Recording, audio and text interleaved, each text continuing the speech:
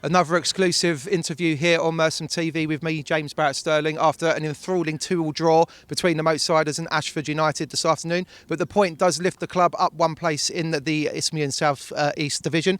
I've been joined by the gaffer, Jamie Decruz. Jamie, I asked this to Dean as well, so I'm going to open it with you. But is that 2 points dropped or a point earned today, do you feel?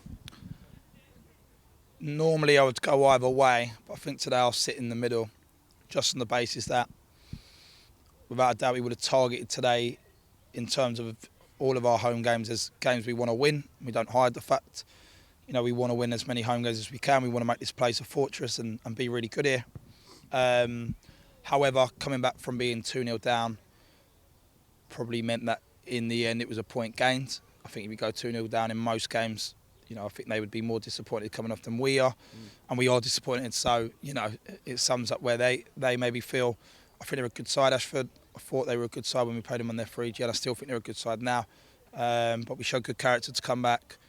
I don't think a month ago we would have come back. So I think, we're in a better place, and I think the last month's been a better month. So yeah, I think it's a point gained in terms of being 2-0 down and managing to get a result in the end, and it could prove to be a good result come later on down the line. Yeah, because a lot of the chat pre-match, I don't know if you're aware of it, just around the ground where people were saying that it's kind of a big day to get back-to-back wins to really show a bit of consistency in that way. But as you say, to be 2-0 down after 55 minutes to earn a point, to take 4 points out of the last two games is probably quite good in your book, would you say? Or yeah, I mean, I've noticed that we, so it's my 21st game in charge today, and you've got some way to go to catch up Dean Gunner. Yeah, a long way to go.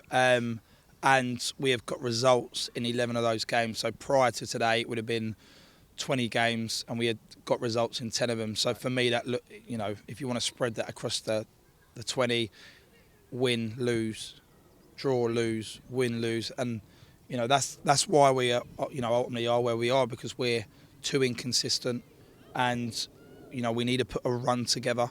So I think the longest run we've had is 2 games in terms of consecutive results, not wins but consecutive results.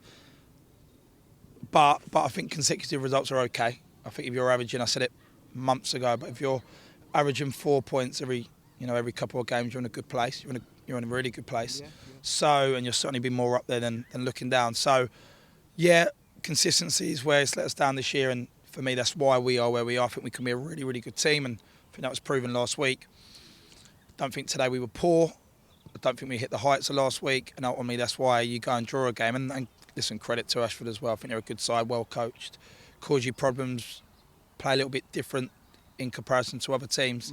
So we had to change it at half time. But yeah, no, I think we need to look at that and just continue to try and be more consistent. And what's the next milestone? Can we put 3 back-to-back consecutive results together? Yeah, absolutely. What was the small change that you made at half time? Because I feel like there wasn't a lot of difference between the two sides, despite the fact they went in 1-0 up.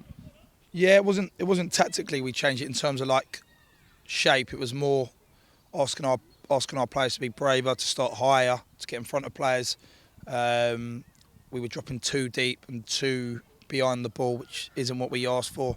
I think that comes because they done well. Their fullbacks are athletic and they get up and down, so they try and pin you back. And we didn't want to be pinned back. Whilst we were pinned back, we felt we were playing into their hands. So yeah, just trying to get players higher up the pitch and more aggressive in terms of where they're pressing and where they're pressing from, which I thought we done better second half. And when we got the equaliser for 10 minutes, we felt we carried on. We might be able to nick something, and then it kind of, there was a few injuries, weren't there? And I feel it kind of killed any momentum for either side, and we both leave with a point.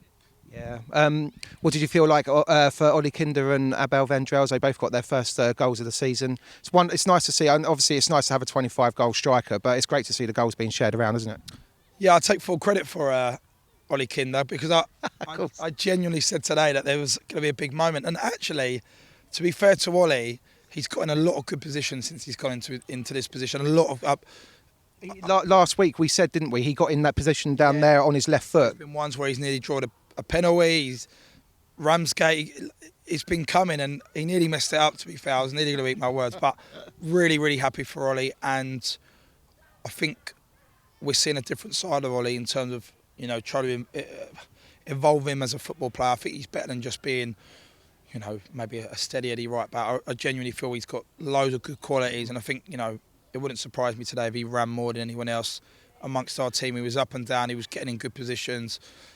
He scored. So yeah, no, really pleased for Ollie. And a Bell, he deserved a goal for the running. He probably deserved a goal last week away to Ramsgate. He didn't get a lot of unselfish running at times. Yeah.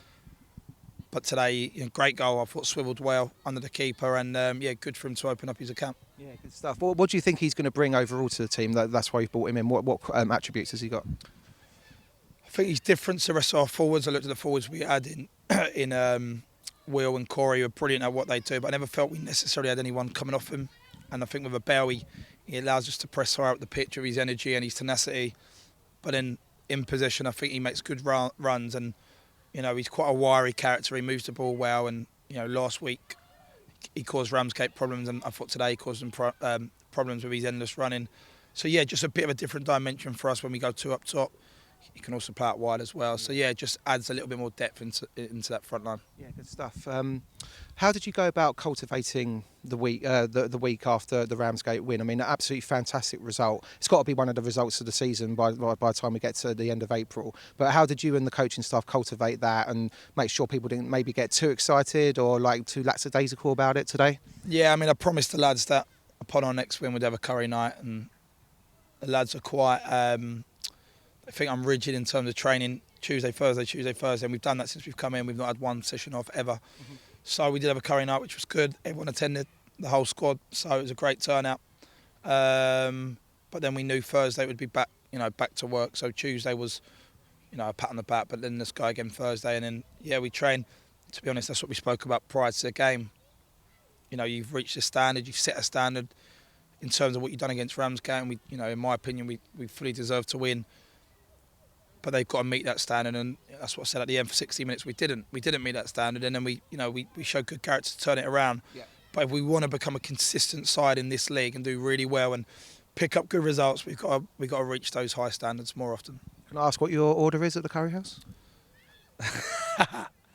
As boring as it gets. It was a korma, nice korma, coconut rice, biswari naan. Although I must admit, quite a few of the lads had a korma, so I kind of... Okay. Yeah, there was more kormas than hot curry. Did anyone go really hot? Did anyone try it? Joe Weeks went for a vindaloo. I did try a little bit of it, but my mouth was burning and my eyes were watering, so it wasn't something for me to try. So I'll stick with my korma moving forward. Good stuff. Just one final question. So we've got 2 more games this month now, one away, one at home. Can I play devil's advocate and say, will the objective to try and remain unbeaten going into March? Yeah, definitely. I mean, Sheppey away on a 3G, no different to Ramsgate away on a 3G, and it being in front of a decent crowd. So we're trying to apply ourselves as well as we can. And then it's Burgess at home on a Tuesday. That's it. Where for us we're really, really keen and we're really, really driven to try and make our home ground as hard for teams to play on. They're a good side, Burgess, but if we can continue that run going in, it gives us a lot of momentum going into next month, and hopefully steering away from a position we don't really want to be in. Good stuff. Jamie, thank you for joining us. And just like the korma, it was a sweet result today, coming from 2 down to get a point. Merstham TV, stay tuned for more exclusive interviews.